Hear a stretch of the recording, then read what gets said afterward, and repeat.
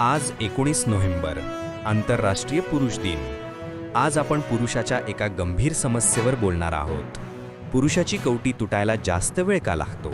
याच्या मागे फक्त बायोलॉजी नाही, तर पुरुषाचे व्यक्त न होणारे दुःख आणि अंत्यसंस्कारापर्यंत चालणारे सामाजिक दडपण आहे. शास्त्रीयदृष्ट्या पुरुषाची कवटी मोठी, जड आणि अधिक जाड असते. निसर्गाने त्याला बाह्य आघातांपासून संरक्षक म्हणून तयार केले आहे. हाडांची ही मजबूती धर्मग्रंथांनीही मान्य केली आहे. वराह मिहिरांच्या बृहत संहितेत पुरुष लक्षणांवर एक श्लोक आहे, उत्तुंगम मूर्धा सदृढा ससारहा, म्हणजे उंच, मजबूत व सारतत्वाने भरलेले डोके. म्हणजे शारीरिक मजबूती त्याला अंतिम अंत्यसंस्काराच्या क्षणापर्यंतही अधिक प्रतिकार शक्ती देते. पण मुख्य कारण मानसशास्त्रात दडले.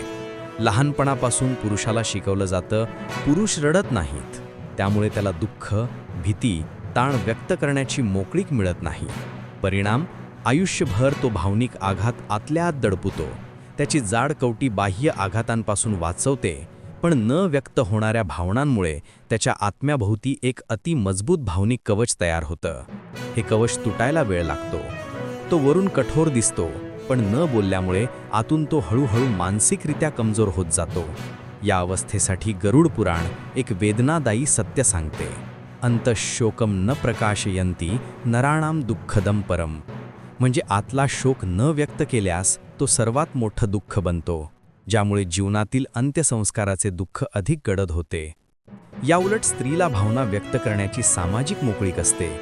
त्या वारंवार बोलून, व्यक्त होऊन, रडून किंवा गॉसिपिंग करून मनातील ताण लगेच मोकळा करतात. पुरुषाच्या भावनिक दडपणामुळे मात्र त्याला उच्च रक्तदाब आणि हृदयविकार यांसारख्या शारीरिक समस्यांचा धोका वाढतो, ज्यामुळे अंत्यसंस्काराचा धोका लवकर ओढावतो. आंतरराष्ट्रीय पुरुष दिनाच्या निमित्ताने आपण हे समजून घेतले पाहिजे की पुरुषांनाही व्यक्त होण्याची गरज आहे.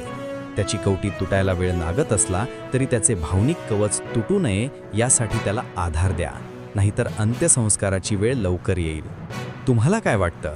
कमेंट करून सांगा आणि हा व्हिडिओ शेअर करा.